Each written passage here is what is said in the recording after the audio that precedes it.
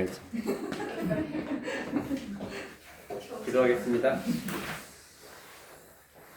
사랑과 은혜가 많으신 하나님, 한 주를 쉬고 또 이 시간 함께 2주 만에 같이 모여서 또 사도행전과 바울의 전도 여행 성경 공부를 함께 나눌 수 있도록 은혜를 주시니 감사를 드립니다.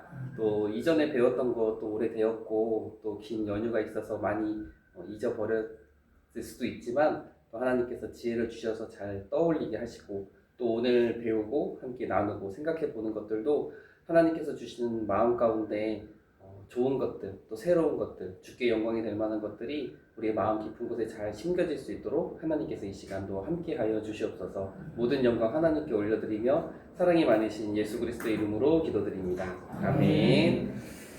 네, 저희 지도를 먼저 그려보겠습니다. 연휴가 너무 길어가지고 또 많이 또 까먹으시고 또 안 그리시고 그러신 분이 또 계시지 않을까 싶은 마음도 있지만 또 저도 그래도 중간중간 그래도 올렸지 않습니까? 그렇죠? 네. 이렇게 막 연휴에 또 수요기도회 때 와가지고 또 준비하면서 한번 올리고 토요일 날에도 한번 올렸던 거 같고 저도 그리고 있습니다. 그래서 간간히 그려보면서 저만큼만 그리셔도 저만큼만 딱 그때만 딱 보고 그리셔도 꽤 그래도 좀 되시지 않을까 생각이 듭니다. 그 박부인 권사님은 아침에 연락을 받았는데 그 감기 때문이신지 병원에 가셨고 근데 이제 일찍 끝나면 오겠다 이렇게 말씀하셨고 이지아 집사님은 뭔지는 모르겠는데 어떤 AS 기사님이 갑자기 방문하게 돼가지고 네.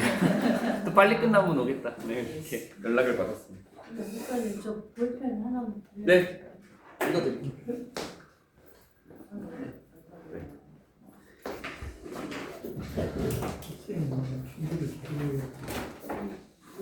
성경책에 있는데 어떤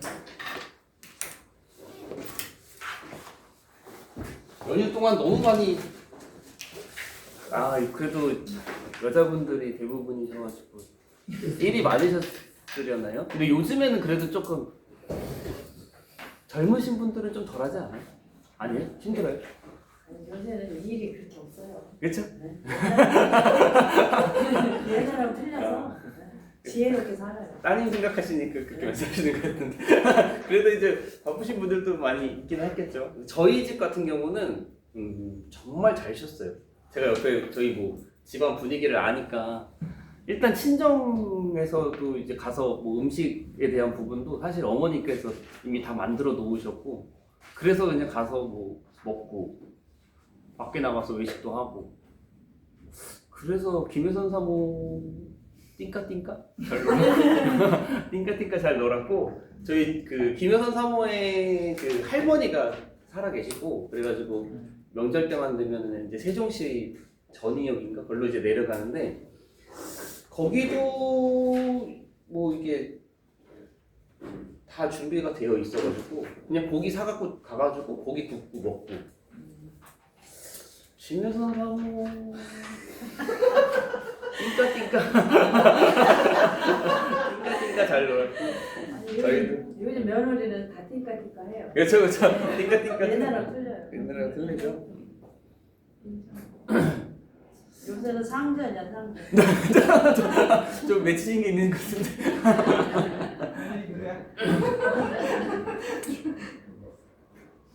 십자가 없어요. 부모가 일찍 돌아가셔가지고 십자가 없다. 진짜가 없어요. 편하게 완전 편하고. 진정한 띵까띵까신 근데 저는 원래 진짜를 좋아해요. 지금도 모이는 거 너무 좋아하거든. 형제들끼리 그냥 간단하게 식사만 하니까. 아니 나는 진짜를 싫어하는 사람 이해를 못하고. 진짜로. 십자가 없어. 아니 왜 진짜를 싫어해요? 얼마나 부모님이 일찍 돌아가니까 십자가 없어. 만들어서 저 며느리 혼자라서 진짜 별로 안 좋아해요. 그냥 성기름 그러셨구나. 진짜 생각하면은 안 하고 싶지만 교회 다니는 사람으로서 하자 이렇게 해서 하는 거지. 외면해주세요. 저도 외면해거든요. 아, 그 저는 어머님이 다. 저희 집은 시댁이 제사부터 지내요. 그 바리바리 싸가지고 가시는 거예요, 그러면? 저희는 그 문화가 이해가 안 돼요. 안 되지만 그냥 하는 거예요. 화가 나요. 하나죠, 하나. 네. 저희 집 어제는 저희 집이 저희 집 애들이 어린 애들이 아직 있잖아요. 초등학교 3학년 막내가 초등학교 3학년인데 어렸을 때부터 김효선 사모가 훈련을 좀 시킨 게 그 김효선 사모가 그 곱창을 되게 좋아하거든요. 곱창의 원조 동네 출신 왕십리. 그래가지고 어렸을 때부터 곱창을 되게 좋아해가지고 저 연애 때도 평생 한 번도 안 먹어봤던 걸 20대 중후반에 먹이더니 애들 낳자마자 애들도 먹이기 시작해가지고 워낙 좋아하니까 애들이 벌써 곱창 맛을 알아요. 엄청 좋아했어요. 그래가지고 유진이도 엄청 잘 먹고 그래가지고 저희는 이게 장인어른 장모님 만나러 왕십리 쪽으로 이제 가면은 외식을 곱창으로 가요. 곱창 맛집 곱창 가가지고 곱창 엄청 제대로 된 곱창을 드시나 보다. 네. 그래가지고 여기 금천 좀 머니까 1시간은 가야 되니까 여기 동네에 한번 뚫어보자. 맛있는 곱창집을 한번 막 검색해보고 막 수소문해가지고 알아내더니 여기 그 시장 안쪽에 종로곱창인가? 거기가 있는데 거기를 한번 가보자고 해가지고 한 달 정도 전에 갔었어요. 맛을 먹어보니까 그 맛이 그래도 꽤 나는 거예요. 괜찮다. 가격도 되게 저렴하다. 거기에 비해서. 그래가지고 거기서 한 5인분 시켜가지고 막 먹더니 어제 김효선 사모가 또 이렇게 올라와가지고 아, 나 곱창 먹을 거 있다. 그래서 또 비 뚫고 거기 가가지고 곱창 또 5인분 먹고. 와, 곱창 엄청 돼지. 소 말고 이게 소라고 모르겠어. 아무튼 곱창을 엄청 좋아. 곱창을 엄청 좋아하는데 그림은 잘 그리셨습니까?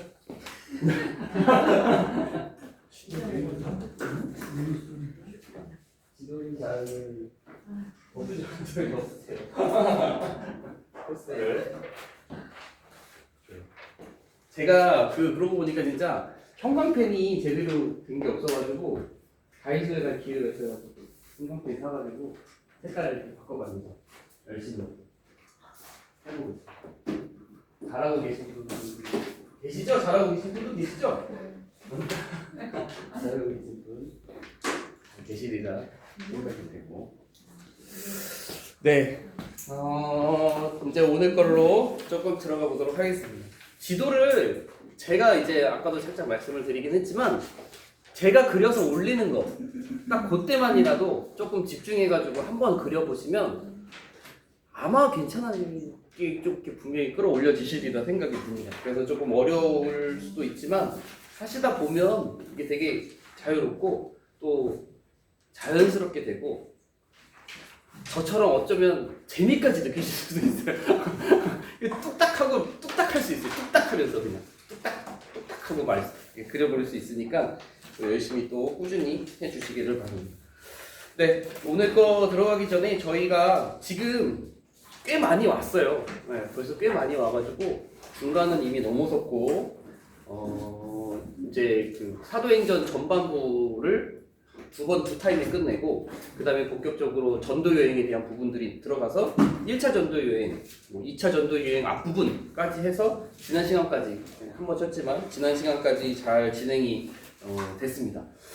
그래서 1차 전도 여행은 저희가 이제 3등분으로 좀 이렇게 크게 여기를 나눌 수 있겠죠. 그래서 여기를 아시아, 여기를 갈라디아, 그리고 이렇게 나눠가지고 길, 갑 했을 때 여기 이쪽 하나, 이쪽 하나, 이쪽 하나, 이쪽 하나 이렇게 나누었을 때 1차 전도 여행의 주요 지역 여기 갈라디아 지역, 갈라디아 지역과 여기 북으로 여기가 이제 1차 전도 여행의 지역으로 생각하면 되고 2차 전도 여행의 지역은 딱 그 옆에 있는 아시아가 아니라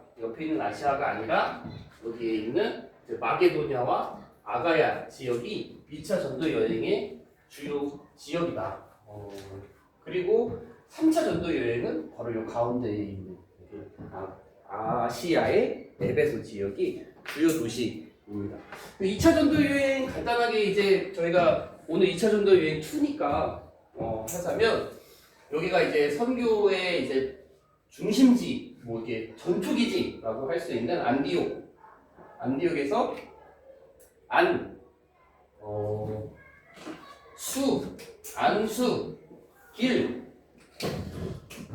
안수길 여기에 더베 안수길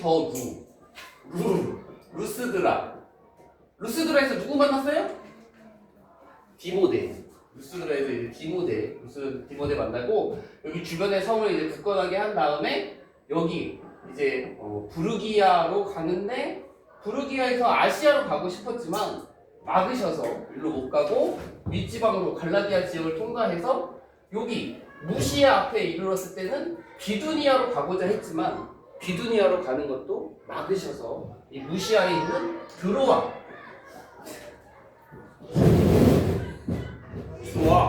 아니라 드로아 도시로 가서 있을 때에 밤의 환상 중에 마게도냐인이 부르는 환상을 이제 보게 되죠. 마게도냐인이 부르는 환상을 보고 그 환상이 하나님께서 주신 환상이라고 하는 확신과 인정을 가지고 바로 사모드락의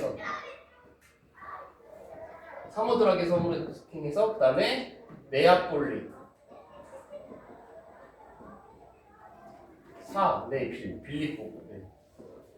빌립보까지의 경로가 이제 저희가 지난 시간에 배운 내용이었어요.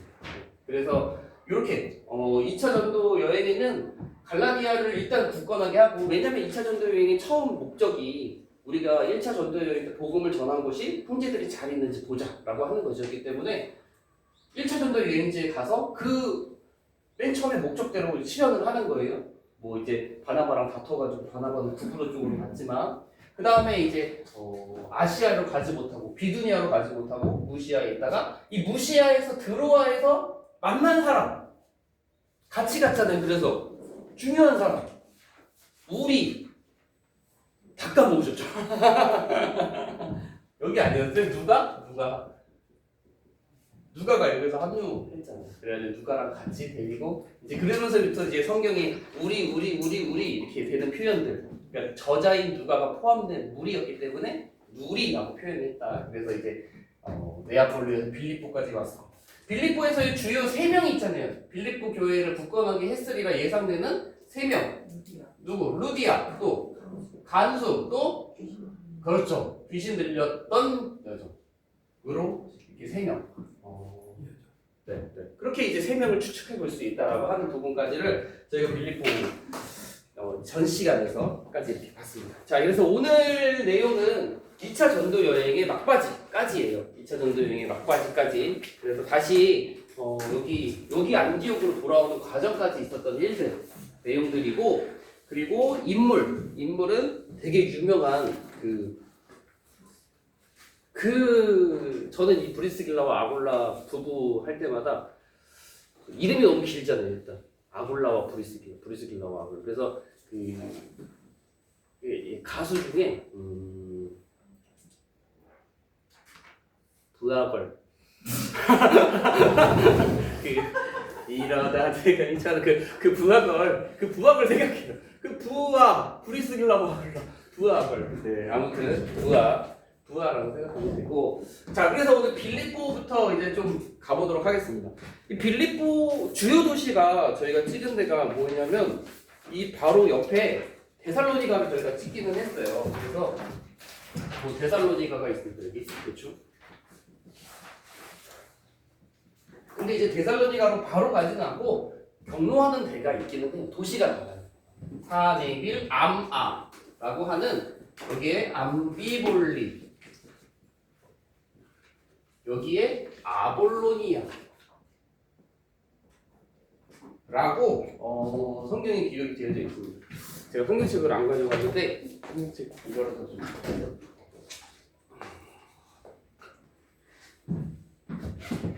그래서 17장 사도행전 17장 말씀해 보면 경로들이 나와 있고 도시들이 사실 다 나와 있기는 하거든요. 그래서 17장 1절에 보면 그들이 암비볼리와 아볼로니아로 다녀가 데살로니가에 이르니라고 도시 이름이 분명하게 나와 있습니다. 그래서 암비볼리, 아볼로니아.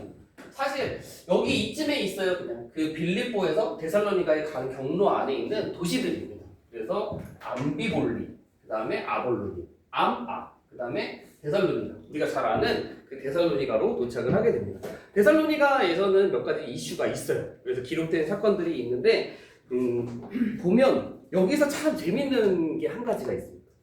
우리가 데살로니가에 보면 이렇게 말씀을 많이 들어보신 분이 계시리라 생각이 돼요. 17장 2절 말씀을 보면 바울이 자기의 관례대로 그들에게로 들어가서 새 안식일에 성경을 가지고 강론하며 여기 이제 일단 관례대로라고 하는 것은 그 이전까지 있었던 바울의 전도 패턴에 대한 부분이에요. 바울이 도시에 가면 어디에서 먼저 복음을 전했죠? 그렇죠. 회당. 그 관례. 그러니까 항상 그 도시에 회당이 있으면 회당으로 가서 안식일에 말씀을 전합니다. 그런데 그 관례대로 말씀을 전했는데 얼마만큼 말씀을 전했냐면 여기에 새 안식일에 성경을 가지고 강론하며 라고 되어 있어요. 그러니까 새 안식일 3주 동안 복음을 전했다라고 되어져 있고 사실 그 데살로니가에서의 내용이 길지가 않습니다. 9절까지에 있는 내용이기 때문에 그 새 안식일이라고 하는 것을 두고 그래서 내용이 그렇게 길지도 않고 하니까 많은 자료나 또 이렇게 그 말씀에서도 데살로니가에서는 복음을 3주 동안 전했을 것이다라고 그러니까 복음을 길게 전하지 못했음에도 불구하고 교회가 굳건하게 세워졌고 그 교회를 위해서 바울이 편지도 보냈고라고 하는 그렇게 이제 스토리로 이제 잘 이제 이해가 되는 부분들은 있지만 사실 좀 저는 달라요. 그렇게 생각하지 않습니다. 데살로니가에서 3주 동안 있었다라고 새 안식일의 말씀을 강론했다라는 말씀을 가지고 단순히 3주 동안 머물렀다라고는 저는 생각하지는 않습니다. 이제 그렇게 보는 분들도 많이 있기는 하지만 그 이유가 있어요. 바울이 아시아에 있을 때 그 에베소라고 하는 곳으로 도착했을 때는 바울이 총 에베소에서는 2년 6개월에서 3년 동안 되게 오래 머물거든요. 그런데 일찍 회당에서 쫓겨나요. 회당에서 일찍 쫓겨나요. 그래서 그 3개월 정도 회당에서 말씀을 전하다 쫓겨나가지고 두란노 서원, 우리 되게 기독교 세점 하면 두란노 서원 있죠. 여기서 두란노 서원인가 거기 가가지고 거기에서 약 2년 동안 가르치는 일이 이제 에베소에서는 있어요. 그러니까 안식일에서 말씀을 강론하고 가르치다가 쫓겨나서 다른 곳에서 형제들을 일으켜 세우고 가르치고 머물고 하는 일들이 일단 에베소에서도 있었거든요. 그리고 또 한 가지가 또 몇 가지가 있는데 뭐냐면 이 빌립보서 4장 16절 이제 지금 바울이 데살로니가에 있는 거예요. 빌립보서 4장 16절 말씀에 보면 이렇게 기록이 되어 있습니다. 바울이 내가 데살로니가에 있을 때에도 너희가 한 번뿐 아니라 2번이나 나의 쓸 것을 보내었도다 라고 되어 있어요. 그러니까 이 바울이 데살로니가에 머물고 있을 때 빌립보 사람들이 데살로니가에 있는 바울에게 한 번도 아니고 2번이나 나의 쓸 것을 보내었다라는 기록이 있어요. 그러니까 사실 이렇게만 딱 보더라도 3주 동안 머물면서 쓸 것을 2번이나 이렇게 보내라기보다는 그보다 더 오랜 기간 머물면서 쓸 것을 보냈을 것이다라고 조금 자연스럽게 추측이 되는 부분들도 있고 또 한 가지가 뭐냐면 이번에는 데살로니가 전서에서 찾아보는 거예요. 데살로니가 전서에서 바울이 데살로니가에서 어떻게 복음을 전했는가 잘 들어보세요. 데살로니가 전서 8전 2장 9절입니다. 빌골산 데살로니가서 2장 9절 말씀 제가 읽어드릴게요. 형제들아 우리의 수고와 애쓴 것을 너희가 기억하리니 그러니까 우리가 너희 그 데살로니가에 와서 수고하고 애쓴 것을 너희가 기억하리니 너희 아무에게도 폐를 끼치지 아니하려고 밤낮으로 일하면서 너희에게 하나님의 복음을 전하였노라 라고 또 이야기를 합니다. 그러니까 데살로니가에 바울이 와가지고 데살로니가 사람들, 형제들을 세우고 그들에게서 사례비를 받거나 해서 생계를 유지하고 복음 사역을 계속해서 한 게 아니라 밤낮으로 일하면서 우리의 쓸 것을 우리가 충당하면서 너희들에게 가르치고 너희들을 이렇게 세웠다라는 부분을 이야기하고 있는 거예요. 그러니까 사실 3주 동안 밤낮으로 일했다라고 하는 부분에서는 조금 자연스럽지가 않아요. 그보다 더 긴 시간 동안 오랫동안 밤낮으로 일하면서 데살로니가 성도들을 가르쳤을 것이다 라고 보는 것이 조금 더 제가 생각하기에 자연스러운 것 같아요. 그래서 이제 많은 부분들에 있어서 자료나 또 뭐 설교자들도 3주 동안 짧게 말씀을 전했음에도 불구하고 세워진 교회, 그리고 그 교회를 사랑해서 데살로니가 전서 후서를 쓴 교회라고 이제 많이 말씀을 하시는데 그런 부분도 좀 타당하다고 볼 수는 있지만 저는 개인적으로는 그보다는 더 오랜 시간 동안 안식일에 새 안식일의 말씀을 전했으나 그곳에서 쫓겨나고 핍박을 받아서 다른 곳에서 복음을 전했을 것이다. 그 더 오래 머물렀을 것이다 라고 저는 개인적으로는 봅니다. 아무튼 그렇게 해서 이제 이 데살로니가에서 복음을 전하고 가르침의 주제, 데살로니가에서 가르친 가르침의 주제는 그리스도의 죽음, 부활, 그리고 그 예수 그리스도가 예수가 그리스도시다 라고 하는 것을 이 바울이 이제 이 데살로니가에서 가르칩니다. 그래서 이게 3절 말씀이에요. 뜻을 풀어 그리스도가 해를 받고 죽은 자 가운데서 다시 살아나야 할 것을 증언하고 이르되 내가 너에게 전하는 이 예수가 곧 그리스도다 라고 하는 부분을 이제 새 안식일에 계속해서 전했다라고 하는 것이죠. 그랬더니 두 가지 반응이 있습니다. 쉽게 보면 두 가지 반응이에요. 간단하게 보면. 그래서 첫 번째는 이방인들은 환영해요. 이방인들은 이 말씀을 환영했다라고 볼 수 있고 경건은 헬라인의 큰 무리와 귀부인들이 믿었다라고 성경에서 기록되고 있고 또 한편의 다른 반응은 유대인들은 시기했다. 유대인들은 이제 인정하지 않잖아요. 예수님이 하나님의 아들이신 것, 뭐 그런 것들을 인정하지 않기 때문에 유대교 내에서는 반발이 있고 믿지 않았다라고 하는 겁니다. 자, 그런데 이제 한 가지 재미있는 게 뭐냐면 유대인들이 시기했다는 내용과 함께 이 5절 말씀에서 이어지는데 야손의 집에 침입하여 그들을 백성에게로 끌어내려고 찾았다. 그러니까 이 유대인들이 바울을 못마땅하게 여기고 바울을 이제 막 계속 죽이려고 하거든요. 근데 이 데살로니가 사람들이 되게 독해요. 좀 이따 보시겠지만. 근데 이제 이 야손의 집에 침입해서 야손의 집에 있으리라고 추정되는 바울과 바울의 일행들을 끌어내서 잡으려고 했다라고 하는 말씀이에요. 그러니까 이 야손이라고 하는 사람의 집이 뭐예요? 뭘까요? 이 빌립보에서는 루디아의 집처럼 야손이라고 하는 사람의 집이 기도처가 됐다라고 생각해 볼 수 있는 거죠.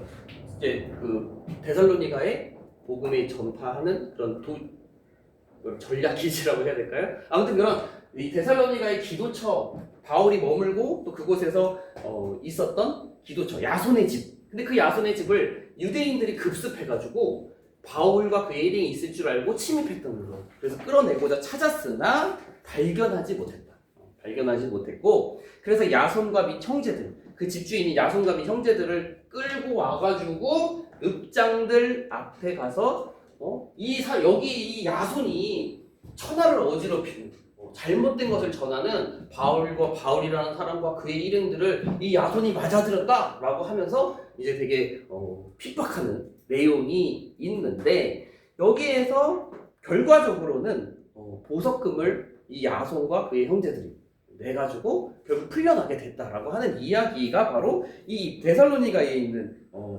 있었던 일들입니다. 그래서 여기 이 야손이라고 하는 사람이 동명의 이름이 한 번 또 다른 곳에서 기록된 게 있어요. 그래서 그 부분을 한번 읽어드리면 이제 일단 이 야손이라고 하는 사람은 데살로니가에서 바울에게 되게 협조적이고 또 이 복음을 받아들인 것으로 보이고 되게 바울과 함께 사역을 했던 사람으로 보이는데 이 사람이 어디에 이름이 한 번 나오냐면 로마서에 나옵니다. 로마서 16장. 성경이 되게 조금 왔다 갔다 하죠. 오늘은 이렇게. 근데 이 야손이라고 하는 사람이 한번 등장을 해요. 로마서 16장에 21절. 로마서 맨 마지막이 이 그 형제들에게 안부하라 그런 내용들인데 16장 21절 말씀에 보면 나의 동역자 디모데, 나의 친척 누기오, 그 다음에 이 야손이라고 하는 사람이 나옵니다. 근데 이 야손이 사실은 이 동명이 여기서 이제 같은 인물인지는 정확하게는 알 수는 없으나 대체적으로는 같은 인물로 되게 이제 가까이 있었던 형제, 그리고 되게 존중받을 만한 자들이 이게 로마서 16장에 계속해서 이름들이 나오는데 그 중에 이 야손이 등장한다라고 하는 것을 보면 좋습니다. 이 데살로니가라고 하는 곳이 그 당시에 아가야의 마게도냐 아가야 지역에 되게 좋은 마게도냐 지역의 수도였대요. 수도. 좀 빌립보의 이야기가 조금 많으니까 빌립보가 더 발전된 도시고 막 이렇게 좀 보이긴 하지만 사실 데살로니가가 그 당시 마게도냐의 수도였다고 합니다. 그래서 데살로니가에 사실 내용은 없어요. 데살로니가에서 있었던 일은 되게 짧지만 짧긴 하지만 우리는 서신서를 통해서 조금 더 내용 보게 되고 조금 있다가 서신서 이야기를 잠깐 또 하게 됩니다. 아무튼 이제 이 데살로니가에 있다가 그 다음에는 어디로 갔느냐? 베레아 좀 많이 들어보셨죠? 베레아 왜 웃으세요? 베레아 이 이름을 많이 들어보셨으리라 생각이 듭니다. 그래서 교회도 베레아 교회 이렇게 몇 군데는 또 베레아 교회라고 되어져 있는 교회도 있고요. 그래서 베레아도 짧은데 임팩트는 있어요. 기억에 남으세요. 왜냐하면 이 베레아 사람들이 하나님의 말씀을 들을 때 조금 이렇게 집중해서 그리고 되게 그 말씀을 되게 사모하는 마음으로 들었다고 하는 이게 좀 이렇게 표현들이 등장하기 때문입니다. 그래서 10절 말씀을 보면 이 유대인들의 핍박 때문에 결국 바울과 그의 그 동행자들을 밤에 형제들이 몰래 피신을 시켜요. 그래서 그 옆에 있는 베레아 지역으로 가게 됩니다. 근데 11절 말씀이 우리가 잘 기억이 나실 것 같아요. 베레아에 있는 사람들은 데살로니가에 있는 사람들보다 더 너그러워서 간절한 마음으로 말씀을 받고 이것이 그러한가 하여 날마다 성경을 상고함으로 이렇게 기록이 되어 있었죠. 그래서 아마 베레아 사람들 하면 너그러워서 말씀이 진짜 그러한가 이렇게 깊이 묵상하고 깊이 상고했던 사람. 그래서 이 너그러워서라고 하는 표현이 사실은 조금 바뀌어야 되지 않을까.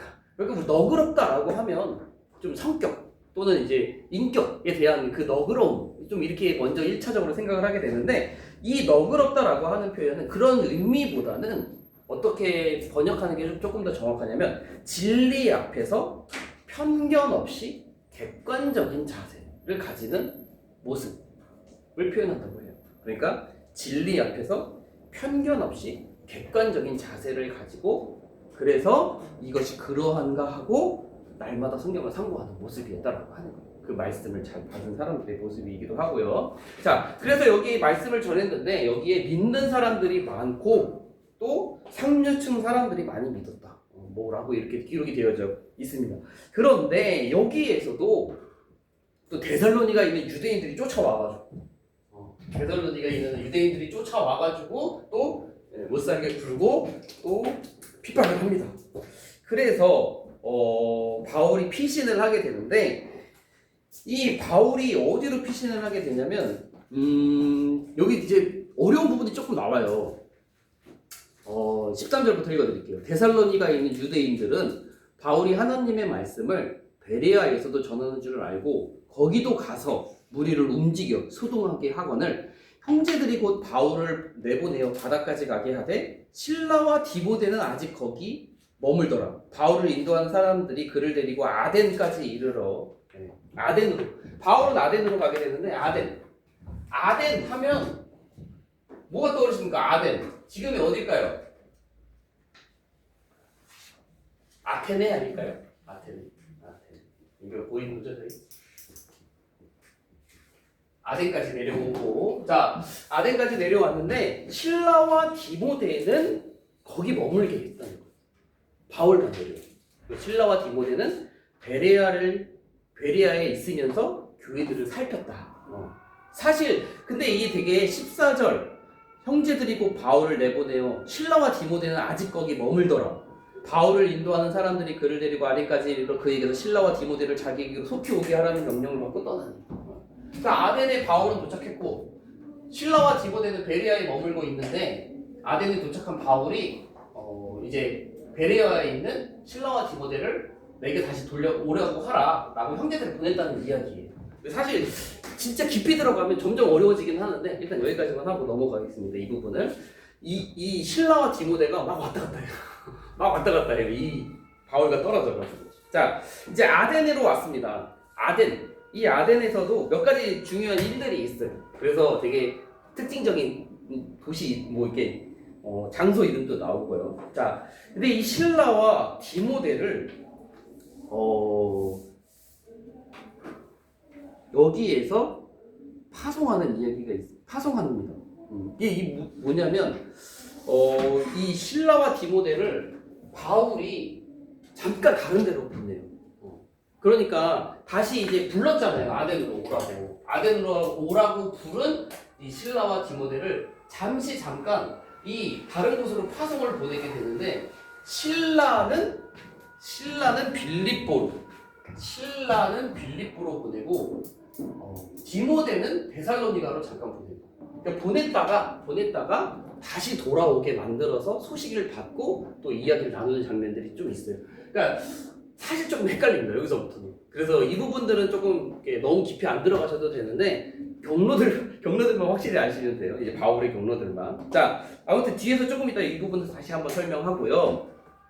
자, 바울이 아덴에 도착합니다. 네, 그 아테네라고 하는 그 아덴에 재미있는 것 중에 한 가지는 철학 좀 배우셨죠? 너무 오래됐어요, 사실. 저도 오래됐어요. 철학 이야기하면 머리도 아프고. 근데 여기에 이 성경에 딱 등장하지 않을 것 같은 이 철학 이야기가 살짝 나와. 철학에 대한 부분. 뭐냐? 이 18절 말씀 보면, 17절 18절 말씀을 보면 어떤 에피쿠로스, 스토아 철학자들. 와, 성경에 이런 게 등장하는 게 진짜 잘 읽어보면 신기하고. 왜냐면 이 철학에 대한 분파들이거든요. 철학, 사조. 그래서 이 에피쿠로스가 뭐예요? 에피쿠로스 학파는 그 쾌락주의. 에피쿠로스 학파는 쾌락주의예요. 쾌락. 반대로 스토아 학파는 금욕주의. 철학 배우다 보면 나오는 내용인데 쾌락적인 걸 추구하는 사람들이 에피쿠로스 학파고 금욕을 통해서 구원을 받고 금욕주의적인 삶을 살아야 한다고 주장하는 사람들이 스토아 학파다라고 하는 것입니다. 그런데 이 에피쿠로스와 스토아 철학자들도 이 바울이 복음을 전하는 것을 듣고 와가지고 이 말쟁이가 바울에게 하는 말이에요. 이 말쟁이가 무슨 말을 하고자 하느냐? 이방신들을 전하는 사람인가 보다 하면서 이제 바울에게 이야기를 거는 내용입니다. 근데 사실 이 아덴이라고 하는 도시의 사람들 매우 그 당시 그 아테네 지역이 철학이 되게 발달한 도시였대요. 그래서 이제 에피쿠로스 학파, 스토아 철학자들 뭐 이런 것도 등장하지만 그런 여기 도시의 사람들이 가지고 있는 마음, 가치관 이게 무엇이었냐면 항상 새로운 것을 추구하는 사람들. 그러니까 새로운 그런 철학 사조라든가 새로운 정보라든가 새로운 문물, 새로운 신에 대한 관념 이런 것들을 끊임없이 탐구하는 게 그 당시에 이 아테네 사람들의 관념이었다는 거예요. 그러니까 바울이 전혀 다른 신을 전하잖아요. 그러니까 이 사람들에게는 이방 신인 예수 그리스도를 전하는 것을 보고 관심을 갖게 된다라고 하는 거죠. 근데 여기서 이 아테네 사람들이 되게 재밌는 게 뭐냐면 이 철학에 대한 관심이 되게 많아요. 뭐 금욕, 뭐 쾌락, 뭐 이런 것들도 이야기하지만 새로운 것을 추구하지만 그 추구하는 것도 되게 금방 관심이 식어버린대요. 그래서 끊임없이 새로운 것을 추구하고 탐구하는 사람들이었던 거예요. 그런 사람들에게 바울이 찾아온 것이었고 여기서 복음을 전하죠. 하나님의 심판과 예수의 부활을 믿으라라고 하는 것을 가르칩니다. 근데 여기에서 이 반응은 다수의 조롱과 소수의 믿음의 사람들이라고 간단하게 이야기할 수 있어요. 그러니까 이 바울의 이 말을 듣고 다수의 사람들은 조롱하지만 소수의 사람들이 믿었다. 그리고 이 바울이 전한 곳 여기 되게 성경 퀴즈 대회에 되게 단골손님입니다. 아레오바고라고 하는 장소가 등장해요. 아레오바고. 그래서 그를 붙들어 19절에 보면 바울을 붙들어서 아레오바고로 가며 말하기를 네가 말하는 이 새로운 가르침이 무엇인지 우리가 알 수 있느냐라고 하면서 이제 바울의 이제 그 강론 이제 가르침이 시작이 되는데요. 이 아레오바고라고 하는 것은 어떻게 생각하면 되냐면 사람들이 되게 많이 몰릴 수 있는 경기장은 조금 아니지만 연극장과 비슷한 느낌이 들면서 그리고 법정으로 쓰기도 하고 그런 곳이 집회 장소 법정으로 쓰이기도 하고 집회 장소로 쓰이게 하는 이게 그런 무대가 마련된 되게 큰 공간 의자도 있겠죠. 약간 그런 곳이 바로 아레오바고라고 하는 곳입니다. 그래서 그곳으로 데리고 왔고 바울이 그곳에서 말씀을 전할 때 이제 다수의 사람들이 조롱했지만 소수의 믿는 사람들이 있었다라고 기록이 되어져 있는데 그 중에서 34절 17장의 맨 마지막에 있는 34절 말씀에 보면 몇 사람이 그를 가까이하여 믿으니 그 소수의 믿는 사람들이에요. 그래서 그 중에는 아레오바고 관리 디오누시오와 다만이라 하는 여자와 또 다른 사람들도 있었더라. 이 소수의 믿음의 사람들이 고백하고 있는데 이 유대교의 전승에 따르면 이 디오누시오 있죠. 아레오바고 관리 디오누시오가 아덴 지역의 첫 감독이 되었다. 이렇게 라고 이제 유대 전승에는 또 기록이 되어져 있는 것도 한번 보게 되었습니다. 자, 이 아덴에서의 일이 있은 다음에 드디어 이제 오늘의 주된 장소 이제 드디어 등장하게 되는 이 고린도로 가게 됩니다. 고린도로. 이제 이 고린도라고 하는 도시가 이 2차 전도 여행에 있어서는 가장 긴 시간 동안 머물렀던 곳이고 고린도는 정말 우리에게 친숙하시죠? 고린도 전서, 고린도 후서 성경도 길어요. 그래서 10몇 장씩 되는 그 고린도 전서, 고린도 후서도 남겨져 있고 그리고 이 고린도가 그 당시 이 아가야 지역의 수도입니다. 수도였기 때문에 고린도가 제일 또 활발한 도시, 제일 발전된 도시이기도 했고요. 고린도에 대해서 간단하게 설명을 드리자면 고린도는 아가야의 수도이면서 여기가 딱 봐도 무역 도시잖아요. 무역 도시. 바닷가를 인접해 있는. 그래서 여기 이 쏙 들어온 쪽에 있어요. 이 땅이 들어온 쪽에. 그러다 보니까 항구 도시로서 되게 좋은 배가 정박하기도 좋고 또 이곳으로 와가지고 이 아가야로 이렇게 그래서 이제 무역 도시로 엄청나게 발전을 해서 부가 되게 많이 쌓였다고 합니다. 그 도시에 고린도 도시에 부가 많이 쌓였어요. 자, 그런데 이제 여기서부터 간단하게 이어지는 게 뭐냐면 바닷가, 무역이라고 하면 당연히 바다신, 이방신, 그 우상들이 엄청나게 많은 도시, 자연스럽게 이어지는 거예요. 그리고 경제적인 부가 막 쌓이다 보니까 윤리적, 도덕적으로 부패할 수밖에 없는. 그러니까 우상도 많고 윤리적으로, 도덕적으로도 타락하고 성적으로도 당연히 문란해질 수밖에 없는 그런 도시, 부가 엄청 쌓이면서 그런 도시가 바로 고린도였다라고 하는 거예요. 그러니까 자연스럽게 그 고린도 전서, 고린도 후서에 있는 그런 여러 가지 바울의 그런 고린도 사람들을 향한 책망에 대한 내용들이 다 이런 것과 연결이 되어져 있어요. 그래서 우상의 재물에 대한 문제도 꽤 많이 다루고 있고 성적으로 부도덕한. 그래서 누가 거기 말씀에 보면 아빠의 아내를 아들이 같이 그 아내와 동침한 아빠의 아내와 아들이 동침했다는 이야기가 나오거든요. 고린도 전서에 보면. 근데 그게 새엄마를 뜻하는 이야기예요. 그러니까 그 새엄마랑 아들이 동침하는 그런 일들이 성적으로도 부도덕한 게 고린도 교회의 성도들 안에서도 있었다라고 하는 거죠. 그러니까 이제 고린도 지역의 이런 모습들을 보면 고린도 전서, 고린도 후서를 통해서 그런 바울의 책망들이 자연스럽게 연결되는 부분들도 생각해 볼 수가 있습니다. 자, 바울이 이 고린도에 와가지고는요, 성경 말씀에 보면 조금 내용이 그래도 좀 있어요. 그래서 18장부터 1절부터 17절까지. 그 내용이 그래도 좀 상당히 길게 되어져 있고, 이 안에서도 몇 가지 사건들도 잘 또 기록이 되어져 있는 것을 보게 됩니다. 11절 말씀에 보면 1년 6개월을 머물며 라고 하는 부분도 이제 정확하게 그 도시에서 얼마만큼 머물렀는지도 말씀을 하고 있습니다. 바울이 이 고린도에 도착했을 때는요, 조금 이게 전략을 이제 오래 머무르리라라고 하는 전략적으로 접근했던 것으로 보여집니다.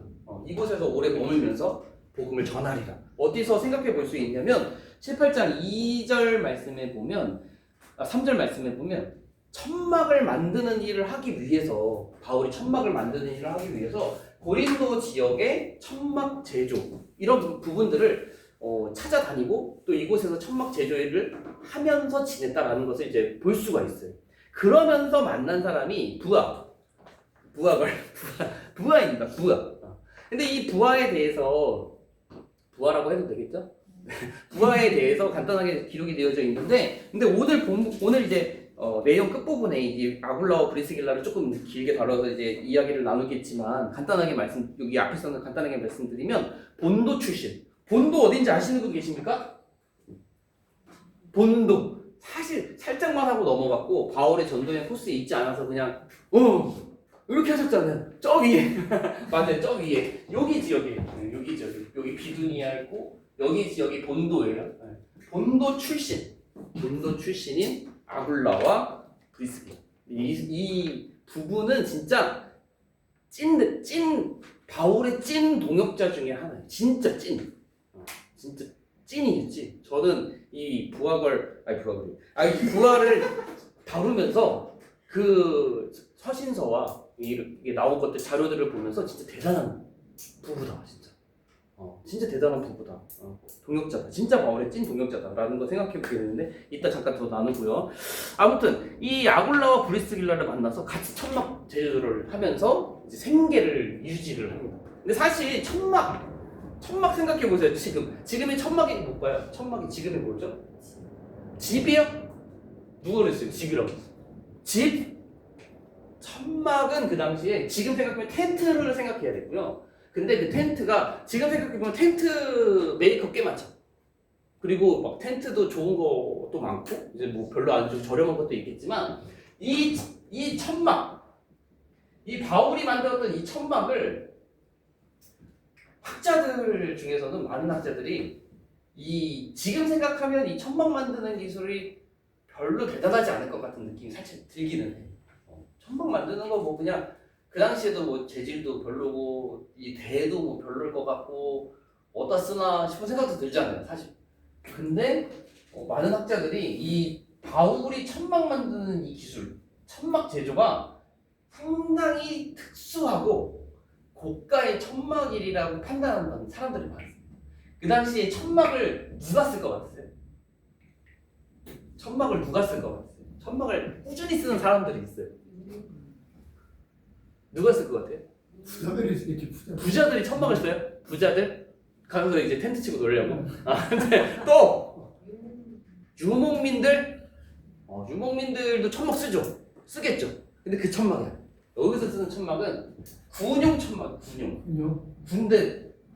저희 군대 이제 다녀오신 분 저랑 같이 구사단 출신이시죠. 선배님이시고.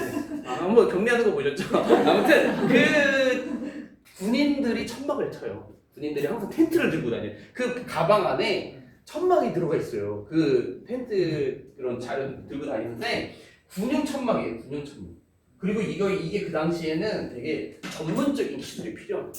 그래서 어떤 학자들은 이 군용 천막 만드는 게 다소 출신인 이 바울이 부모님으로부터 물려받은 되게 장인의 되게 중요한 특수적인 기술이 있는, 그래서 고가로 팔릴 수 있는 약간 그런 군용 천막이었다라고 판단을 합니다. 그래서 되게 이제 돈벌이도 괜찮고 이 바울도 되게 엄청나게 부자로 이제 많이 보거든요. 그래서 이게 군대에 이 군용 천막을 납품하면서 부가 되게 많이 쌓인 집안 출신으로 이제 바울을 봐요. 근데 이제 아굴라와 브리스길라도 같은 천막을 만드는 제조 기술을 가지고 있었던 거죠. 자, 아무튼 그래서 이들을 만나가지고 천막 만들면서 생업을 유지하면서 이제 복음을 전합니다. 그래서 안식일마다 바울이 회당에서 강론하고 유대인과 헬라인들을 권면하니라. 자, 4절, 5절 말씀에 보면 조금 어려운 부분인데 이 실라와 디모데가 마게도냐로부터 내려와서 이제 같이 바울이 힘을 얻어서 같이 복음 사역을 하게 되는 이야기입니다. 아까 제가 잠깐 말씀을 드렸지만 이 실라와 디모데는 각각 다른 곳으로 가가지고 마게도냐의 다른 곳으로 가서 이제 그 형제들도 살피고 소식들도 가지고 오게 돼요. 그래서 이제 디모데는 데살로니가로 가서 데살로니가 성도들의 소식을 고린도에 있는 바울에게 전달한 거고, 신라는 빌립보, 맞죠? 신라는 빌립보에 가서 빌립보의 소식과 빌립보 사람들이 준 연보를 가지고 바울에게 오는 거예요. 근데 사실 여기가 조금 어려운데 이것들이 그 서신서에 조금씩 힌트들이 담겨져 있어요. 그리고 그 힌트들을 학자들이 짜 맞추면서 이제 이런 그 코스들을 짜는 거거든요. 근데 사실 깊이 들어가면 너무 어렵지만 한 가지만 말씀드리자면 이 디모데가 여기에서 파송 받아서 데살로니가의 소식을 바울에게 고린도에 있는 바울에게 전했고, 고린도에서 데살로니가 사람들한테 디모데가 준 소식을 가지고 편지를 쓴 게 데살로니가 전서와 데살로니가 후서로 연결이 되는 거예요. 사실 여기서 이제 이 부분이 조금 이제 깊이 들어가면 어렵고, 또 한 가지 어려운 게 뭐냐면 가장 먼저 쓴 서신서가 과연 무엇이냐라고 하는 부분. 근데 이게 참 아직도 이게 먼저다 이게 뭐 70대 30, 80대 20, 90대 10이면 조금 좋겠는데 50대 50 정도 수준. 가장 먼저 쓴 서신서. 그래서 데살로니가 전서가 가장 먼저다라고 주장하는 목회자들도 있고, 또 한 가지가 뭐냐면 갈라디아서. 그래서 그 갈라디아서 1차 전도여행 때 복음을 전했던 그 지역에 갈라디아서가 가장 먼저 쓴 서신서다라고 하는 학자들도 많이 있어요. 그래서 이 부분들이 사실은 어렵습니다. 뭐가 먼저다라고 딱 단정지어서 말씀드릴 수가 없는데, 사실 이 이야기가 저희 교회 교역자들 사이에서도 사실 달라요. 의견이 조금씩 차이가 있어요. 그래서 이제 저는 개인적으로는 데살로니가 전서와 후서를 1차 서신서로 봅니다. 근데 다른 분은 갈라디아서를 1차로 보시는 분도 계세요. 아무튼 그런 부분들은 아시고, 저는 이제 개인적으로는 데살로니가 전서 후서를 1차적으로 보고, 아무튼 이 데살로니가 전서 후서, 사실 이 서신서 내용, 그 데살로니가 전서가 무슨 내용이지, 후서가 무슨 내용인지 하면 사실 어렵습니다. 그냥 잘 떠오르는 게 없으실 텐데, 간단하게 말씀드리면 이 데살로니가 전서와 후서의 내용은 종말론에 대한 종말론에 대한 가르침이 그 주제에 있습니다. 데살로니가 전서와 후서도. 그래서 이 데살로니가 사람들이 복음을 받은 다음에는 사실 이 당시에는 예수님의 재림이 되게 일찍 올 줄 알았어요. 예수님의 재림이 일찍 올 줄 알았더라고요. 그 당시에는 바울의 신학도 마찬가지였을 거예요. 왜냐면 우리가 쉽게 생각해 볼 수 있는 게 예수님의 죽으심과 부활이 3일밖에 걸리지 않았어요. 그렇죠? 그리고 예수님의 부활하시고 예수님께서 승천하실 때까지 40일이었어요. 40일 다음에 약속하신 성령을 받기까지 10일, 9에서 10일 걸렸잖아요. 그러니까 그 모든 절차들이 되게 금방금방 이루어지는 것들을 보면서 사실 이 초대교회 사람들은 예수님의 재림이 금방 올 줄 알았다는 거예요. 조만간. 게다가 예수님께서 말씀하셨을 때 여기 살아있는 사람들도 이제 나의 재림을 볼 사람들도 있다, 살아서 약간 그런 말씀도 있었기 때문에 되게 일찍 오르는 것을 기대하고 기다리고 있었다는 거죠. 사실 이 데살로니가 지역 사람들도 이 임박한 종말론이라고 표현을 하는데, 예수 그리스도께 일찍 올 줄 알고 어떤 삶을 살았냐면 일상을 조금 내려놓고 기도하고 되게 그런 전도하고 복음에 대한 그런 것들을 이제 되게 일상이 많이 무너진 그런 모습들이 있었다는 거죠. 그래서 이제 그런 부분들에 있어서 이제 바울이 일상에 대해서도 충실히 하는 가운데 신앙생활을 이어가라고 하는 그런 내용들이 데살로니가 전서와 후서에 되게 많이 기록이 되어 있습니다. 그래서 그런 부분들은 있고, 신라는 빌립보 교회로 가서 빌립보 교회 사람들의 소식과 연보, 바울을 위한 연보, 되게 바울을 돕잖아요. 그래서 이제 그런 것들도 신라가 가지고 왔을 것이다라고 봅니다. 성경에는 되게 이 사도행전에는 그렇게 기록이 되어져 있지 않지만 이제 서신서들을 통해서는 조금 유추할 수 있는 내용들이 있어요. 자, 그래서 이렇게 넘어가고, 자, 그래서 이 고린도에서 열심히 이제 신라와 디모데가 합류해가지고 복음도 열심히 전합니다. 그래서 유대인들이 또 대적하고 비방하지만 그럼에도 불구하고 열심히 전하는데, 회당 옆에 있는 7절, 하나님을 경외하는 디도 유스도라 하는 사람의 집에 들어가니 그 집은 회당 옆이라. 회당 옆에 있는 디도 유스도라고 하는 사람의 집이 기도처가 돼서 그곳에서 이제 기지로 삼고 복음을 전하는 일을 하게 됩니다. 그러다가 8절 말씀에 보면 회당장 그리스보라고 하는 사람이 온 지방과 더불어 주를 믿으며 수많은 고린도 사람들도 믿고 듣고 믿어 세례를 받더라. 회당장 그리스보도 복음을 믿게 됐다. 예수님을 믿게 됐다라고 기록이 되어져 있습니다. 근데 여기서 이 회당장이 믿게 됐다라고 하는 거는 그 당시 유대 사회에서는 큰 파장이 있는 거예요. 왜냐하면 회당장은 유대교의 철저한 신봉자고 그들의 지도자인데 그가 복음을 듣고 예수 그리스도를 믿게 되었다라고 하는 거는 그 당시에 이제 많은 고린도에 있는 유대인들에게는 큰 충격인 거죠.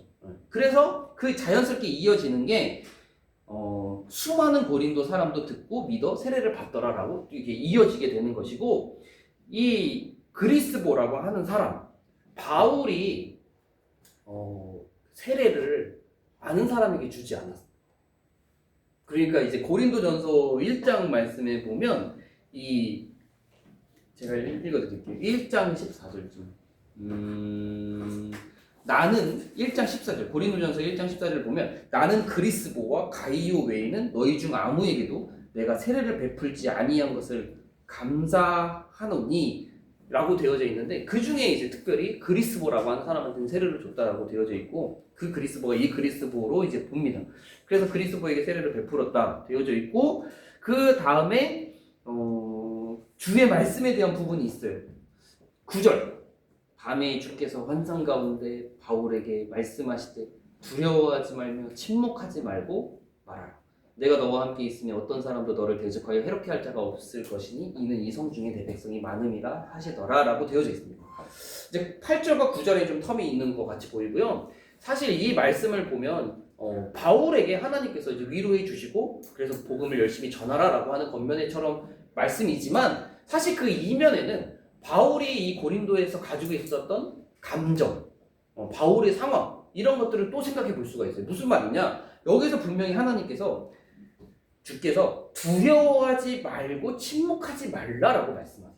그러니까 바울이 지금 어떤 상태에 있냐면 두려움 가운데에 있었고 때로는 복음을 전하지 못하는 가운데에 있었다라고 하는 바울의 형편에 대해서 분명히 말씀하시는 거예요. 그러니까 바울이 고린도에서 분명히 복음을 열심히 전했어요. 회당장도 미팅하고 복음을 열심히 전했음에도 불구하고 바울의 마음 가운데는 유대인들로 인한 두려움과 그래서 복음을 담대하게 전하지 못하는 침묵함이 바울에게는 때때로 있었다고 하는 거죠. 근데 그 모습을 보고 주께서 환상 중에 두려워하지 말아라. 침묵하지 말아라. 내가 너와 함께 하겠다. 그리고 이 성 중에 믿을 사람들이 많이 있다. 나의 백성이 참 많다라고 바울에게 이제 권면해 주시고 위로해 주시고 힘을 주시는 말씀이다라고 하는 것입니다. 자, 그러면서 이 말씀에 힘입어서 바울이 1년 6개월을 머물며 그들 가운데서 하나님의 말씀을 가르쳤다.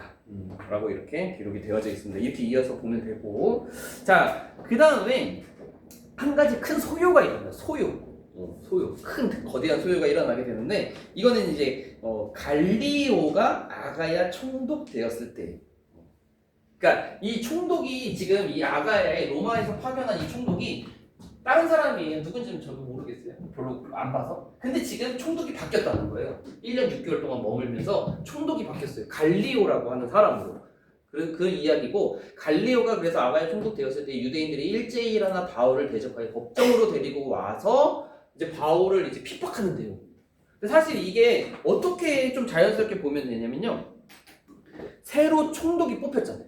새로 총독이 뽑히니까 유대인들이 이 총독을 시험하기도 하고 또 총독은 당연히 그 지역의 사람들에게 그리고 유대인들에게 잘 보이려고 하는 것들이 반드시 있기 때문에 자기들의 요구를 들어주리라 생각했다는 거예요. 그래서 이 유대인들이 총독에게 가가지고 이 바울이 이상한 거 전한다.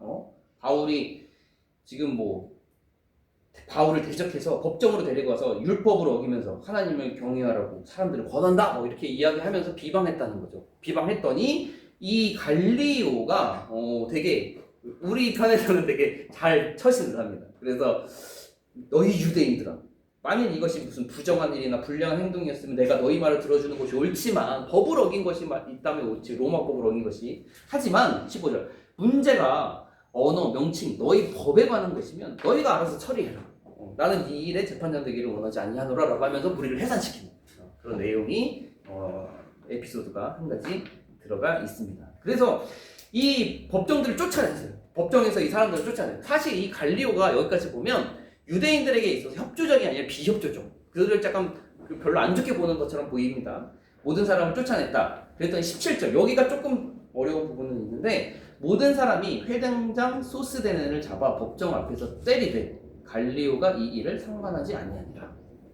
이 여기에서 이 회당장 소스데네가 과연 누구냐? 라고 이제 하는 좀 이렇게 생각해 볼 수가 있습니다. 사실 지금 회당장 그리스보가 나왔어요. 그리스보는 예수 그리스도를 믿고 복음을 얻게 됐습니다. 이 다음에 나오는 회당장 소스데네를 그리스보 후임으로 볼 수 있어요.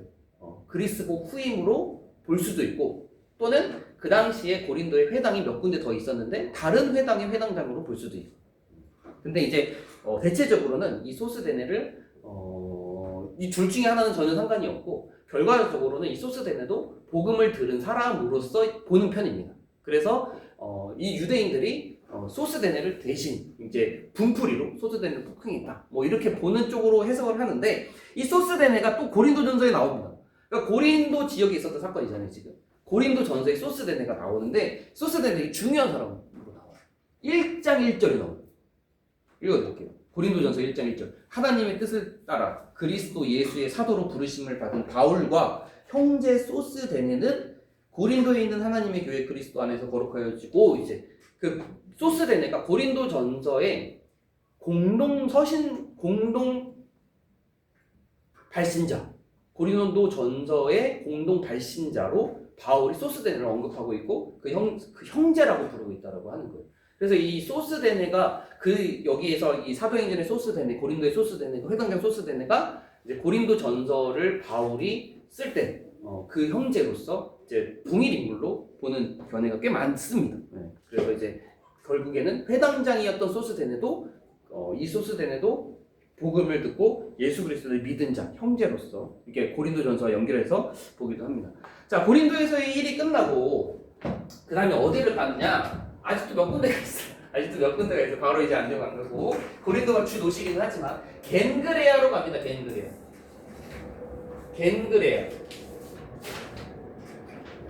겐그레아는 이쪽에 있습니다. 옆에 저쪽 동쪽이라고 해야 될까요? 고린도에서는 동쪽으로. 겐그레아에서는 한 가지 사건이 있었는데 바울이 머리를 깎았다.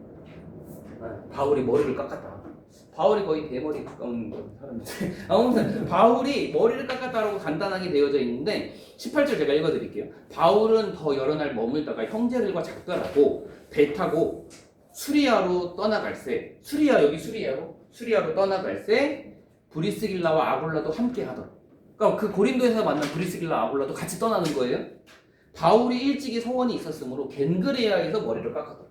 이제 수리아로 가려고 하는 거예요. 안디옥으로 다시 이제 그 복음의 기지 이방인 첫 교회 안디옥으로 가려고 하는데 겐그레아로 가서 겐그레아에서 서원이 있었으므로 일찍이 서원이 있었으므로 머리를 깎았다. 근데 그 머리를 깎은 이유에 대해서 이 서원에 대해서는 성경에서 분명히 기록되어져 있지는 않습니다.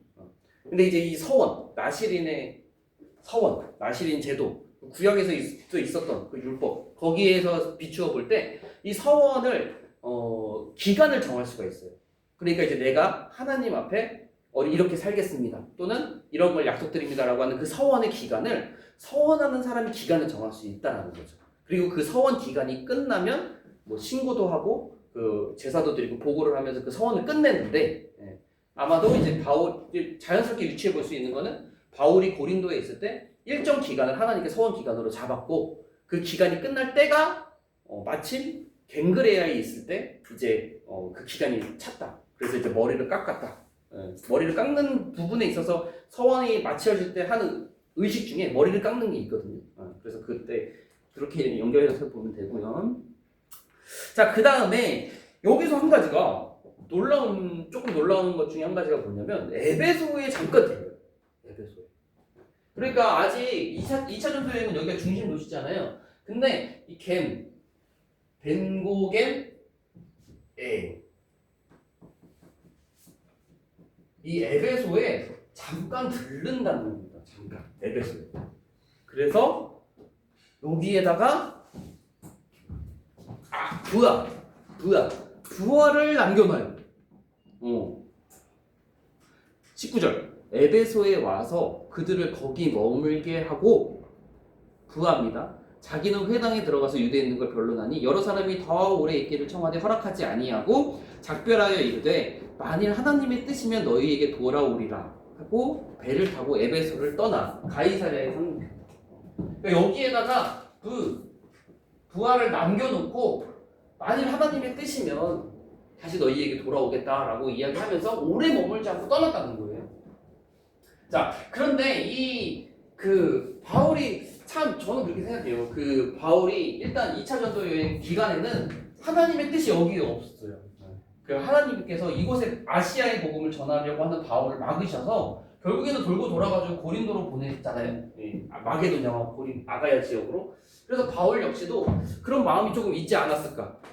그런 감동이 없지 않았을까? 그래서 다시 하나님께서 나는 이제 이 마게도냐와 아가야 지역에 있었던 복음의 그런 성과와 그런 내용들을 이제 안디옥에 보고할 때가 되었고, 그리고 이제 에베소는 들렸지만 그럼에도 불구하고 진짜 하나님께서 보내시면 허락하시면 내가 다시 너희에게 오겠다. 브리스길라와 아굴라는 남겨놓고 그렇게 해서 떠납니다. 그래서 가이사랴에 갔다가 여기 항구 도시 가이사랴는 뭐 누구 떠오르세요? 우리 그 처음에 초반부에 배웠던 빌립 집사가 결국 이 가이사랴에 정착하거든요. 그래서 이제 나중에 3차 전도여행, 지금 2차고 3차 전도여행 끝났을 때 가이사랴에 있는 빌립 집사의 집에 바울이 들어간다. 잠깐 머문다. 그 얘기 있었죠. 가이사랴에 갔다가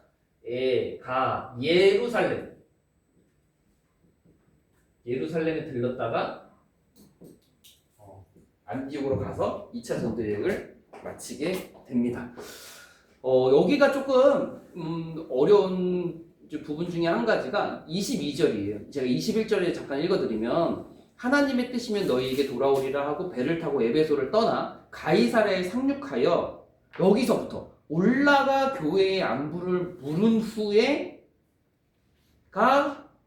여기가 어디냐는 거죠. 사실 여기를 정확하게 기록되어져 있지 않지만 지금까지의 패턴이나 또 교회 또는 올라갔다라고 하는 표현을 볼 때는 예루살렘이고 예루살렘 교회를 의미하는 게 되게 타당해 보여요. 저희가 한번 이야기 드린 적 있죠. 여기가 기준이라고. 그래서 여기를 갈 때는 올라간다는 표현을 쓰고 여기에서 안디옥 갈 때는 사실 북쪽에서 올라가는 표현이 맞지만 안디옥으로 내려갔다라고 이야기하잖아요. 그래서 이제 학자들이 대체적으로 여기는 올라가 교회의 안부를 물은 후에는 이제 예루살렘으로 올라갔고 예루살렘 교회의 안부를 물었다 보고 그 다음에 안디옥으로 내려갔다. 여기 이 안디옥으로 예루살렘에서 안디옥으로 내려갔다라고 해서 이렇게 봅니다. 그래서 22절까지가 딱 2차 전도 여행 이야기고 사실 조금 애매하지만 23절부터가 3차 전도 여행 시작이에요. 안디옥에 있다가 얼마 있다가 떠나 갈라디아와 부르기아 땅을 차례대로 다니면부터가 이제 3차 전도여행 시작이고 오늘 2차 전도여행의 끝은 딱 22절에서 끝납니다. 그래서 이렇게 해서 2차 전도여행이 끝나고요. 아굴라와 브리스길라 간단하게 좀 말씀을 드리자면 이 아굴라와 브리스길라 이 부하가 진짜 찐 바울의 동역자. 처음부터 끝까지 등장 때부터 찐 바울의 동역자로 진짜 멋있는 사람들로 등장합니다. 그래서 이 아굴라가 본도 출신, 여기 위에 아굴라는 본도 출신이고 브리스길라는 이야기하지 않지만 이들이 참 대단해요. 거의 드라마예요, 드라마. 뭐냐면 이 아굴라가 전승에 따르면 노예 출신이에요, 노예였는데 후에 로마에 가서 로마에서는 저쪽에 있거든, 로마에서 자유민이 된 사람으로 유대 전승에서는 그 아굴라가 그렇게 기록이 되어져 있고요. 반대로 브리스길라는 이 드라마라니까요. 되게 유력한 감옥, 되게 부잣집. 그래서 이 브리스길라가 이 바울과 같은 천막 제작 기술은 브리스길라 쪽에서 가지고 있었을 것이다라고 봅니다. 그래서 로마 시민권을 이미 가지고 있는 가문도 이 브리스가 가문이 따로 있대요. 로마에. 브리스가 가문에 되게 이제 잘 사는 집 여자 브리스길라라고도 나오고 브리스가라도 나왔거든요. 성경에도 아무튼 그래서 이제 그 거의 막 그 노예 출신이었던 남자와 재벌집 막 이렇게 그런 여자의 결혼이에요. 아굴라와 브리스길라가. 그 기술도 브리스가 가지고 있었고. 사실 성경에 보면 아굴라와 브리스길라라고 보다 브리스길라와 아굴라라는 말씀이 더 많거든요.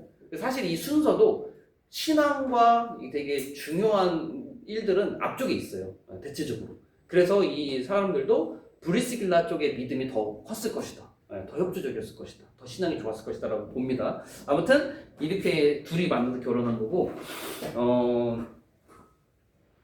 이제 그 아굴라 쪽에서는 이제 브리스길라 쪽에서 이제 지원된 그런 재력과 그런 인맥과 그런 것들로 기술은 이제 결국 아굴라가 받아가지고 아굴라가 많이 했겠지만 브리스길라가 돈과 연출 쪽에서는 되게 꽤 있었을 것이다 라고 이렇게 보고요. 이 사람들이 로마에 있었다 그랬잖아요. 본도 출신이지만 아무튼 로마의 저쪽에 있었는데 이게 역사랑도 되게 연결되어져 있습니다. 이 로마에 있었던 아굴라와 브리스길라가 고린도로 왔어요. 고린도로 왔는데 고린도에 온 이유가 성경 말씀에 보면 18장 2절 제가 읽어드릴게요. 아굴라라 하는 본도에서 난 유대인 한 사람을 만난 이 고린도에서 글라우디오가 모든 유대인을 명하여 로마에서 떠나라 한 고로 그가 그 안에 브리스길라와 함께 이달리아로부터 로마로부터 새로 온지라 라고 되어져 있습니다. 그러니까 글라우디오라고 하는 로마 황제가 유대인들을 로마에서 다 떠나라 라고 이렇게 이야기를 했기 때문에 로마에 살고 있던 아굴라와 브리스길라가 고린도로 왔다는 이야기예요. 근데 사실 이게 역사적으로도 어떻게 되냐면 글라우디오 칙령이라는 게 있었어요. 그 당시 AD 49년 글라우디오 칙령. 글라우디오가 로마에 살고 있는 유대인들은 다 로마에서 다 떠나라 라고 하는 칙령을 로마에다가 내렸다는 거예요. 그러니까 그 당시에 로마에 살고 있었던 유대인들이 다 뿔뿔이 흩어진 거죠. 그 중에 아굴라와 브리스길라가 이 고린도로 와서 정착을 하게 됐다는 거죠. 근데 그 글라우디오 칙령을 좀 제가 찾아봤더니 크레스투스라고 하는 사람이 유대인들을 선동해서 폭동을 끊임없이 일으켰기 때문에 그 크리스투스의 출신 족속인 유대인들이 다 이제 로마에서 떠나라라는 칙령을 결국 글라우디가 내렸다라고 하는 것입니다. 근데 이 크레스투스, 크리스토랑 이제 좀 연결도 되는 이름이기는 하지만 이 크레스투스라는 사람이 그 이름의 뜻이 있어요. 쓸모 있다, 괜찮다. 어디에다 이름 붙일 것 같아요? 쓸모 있다, 괜찮다. 흔한 이름이라고 합니다. 이 노예 이름이래요. 되게 그 당시에 흔히 쓰는 크레스투스. 그러니까 쓸모 있고 괜찮다라고 하는 의미를 가진 종의 이름으로 되게 많이 쓰이는 이름이었대요. 크레스투스가. 그래서 이제 그 노예 출신인 유대인들을 선동해가지고 로마에서 계속 소요를 일으키고 폭동을 일으키니까 너희 유대인들 다 로마에서 떠나라 라고 글라우디오가 49년에 했다는 거죠. 그리고 그 49년은 1차 전도여행의 막바지 시점입니다. 그러니까 이 아굴라와 브리스길라가 고린도에 도착한 지 오래되진 않았어요. 49년에 왔다가 2차 전도여행은 50년부터 52년, 53년까지이기 때문에 얘네들도 정착한 지 2년, 1, 2년 정도밖에 되지 않은 그런 상황에 바울을 만나게 됐다는 거죠. 자, 에베소에 머뭅니다. 근데 에베소에 머무는데 이 에베소에 머물다가 한 가지 에피소드가 있어요. 바울이 3차 전도 여행 때 이제 와가지고 에베소로 가서 만나긴 하지만 그 사이에 한 가지 에피소드가 이 부하에게 있는데 뭐냐면 아볼로를 가르친. 이 아볼로라고 하는 사람은 알렉산드리아 출신으로 유대인으로서 언변에 능한 사람으로 성경에 등장합니다. 그래서 사실 우리가 여기 18장 22절까지가 2차 전도여행이라고 했고 23절이 3차 전도여행이라고 했는데 24절에 아볼로가 등장해요. 이 아볼로라는 사람이 짤막하게 등장해서 알렉산드리아에서 난 아볼로, 여기 뭐 되게 밑에 지방인데 아무튼 이 아볼로가 에베소에 딱 옵니다. 근데 그 아볼로가 하나님에 대해서도 잘 알고 유대교에 능통하지만 예수 그리스도를 모르는 거예요. 그래가지고 여기 있었던 그 부하가 이 아볼로를 데려다가 자기 집으로 데려와가지고 예수 그리스도에 대해 막 가르쳐, 복음을 막 가르쳐. 당연히 이제 바울에게서 복음도 잘 알고 잘 능통했던 사람들이니까. 그래서 그 아볼로가 예수 그리스도를 믿게 돼요. 그러니까 언변에 엄청 능한 학식이 많은 사람인데 이 사람이 예수 그리스도를 믿게 되고 복음에 대해서 깨닫게 되니까 이 부하가 어떻게 하냐면 이 아볼로를 고린도로 보냅니다. 자기가 있었던 곳, 고린도 교회가 세워지고 그곳으로 보내요. 그 고린도에서 가르치러. 그래서 고린도 전서에 보면 아볼로가 등장을 합니다. 근데 그 아볼로가 이미 고린도 교회에서 되게 큰 영향력을 끼치고 있었다는 것을 생각해 볼 수 있어요. 왜냐하면 고린도의 큰 문제점 중에 한 가지가 분파였거든요. 사람들이 서로 나눠진 성도가. 그 중에 게바파, 바울파, 아볼로파가 있어요. 그만큼 그 아볼로가 여기서 이제 부하에게 복음을 듣고 확신을 가지고 고린도 교회에 가서 열심히 복음 전했고 그들을 따르는 사람들도 꽤 많이 있었다는 거죠. 그래서 나는 사도 중에 첫 번째인 베드로입니다. 나는 베드로파. 나는 우리에게 복음을 전해준 바울파. 나는 우리에게 잘 가르쳐준 아볼로파. 나는 그것도 저것도 아닌 그리스도파라고 하는 내 분파가 생기는 그 과정이 여기에서 이제 이렇게 있었다고 하는 것입니다. 자, 아무튼 3차 전도 여행 때는 또 바울을 만나요. 3차 전도 여행 때 바울이 에베소에서 본격적으로 복음을 전할 때도 바울 옆에서 함께 복음을 전하는 일로 부하가 같이 등장을 하게 되고요. 그리고 3차 전도 여행 때는 또 고린도 전서와 고린도 후서를 에베소에서 쓰게 되는데 그 편지를 아마도 부하가 고린도로 전달해 줬을 것이다 라고 학자들이 많이 판단을 하게 됩니다. 그리고 그 마지막에는 글라우디오가 이제 제가 좀 오늘 아침에 자료를 좀 찾아봤어요. 글라우디오 황제에 대해서.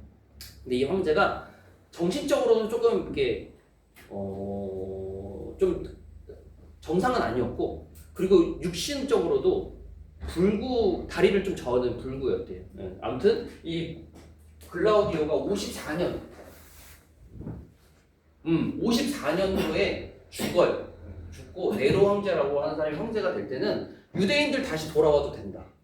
본도로 돌아와라 라고 하는 또 칙령을 또 네로가 내려서 이 부하가 다시 고린도로 가게 됐다고 추정을 해요. 왜냐면 로마서를 쓸 때 이 부하에 대해 부하를 문안하라라고 쓰거든요. 그러니까 너희 중에 있는 부하를 문안해라. 그러니까 고린도에서 에베소에서 이제 로마로 갔겠구나라고 이렇게 추측해 볼 수 있는 그런 부분들도 있습니다. 그러니까 이 부하가 참 등장 때부터 3차 전도 여행까지 그 이후로도 분명히 바울의 찐동역자 그러니까 그런 모습으로 아주 멋있게 등장하는 것들을 보게 됩니다.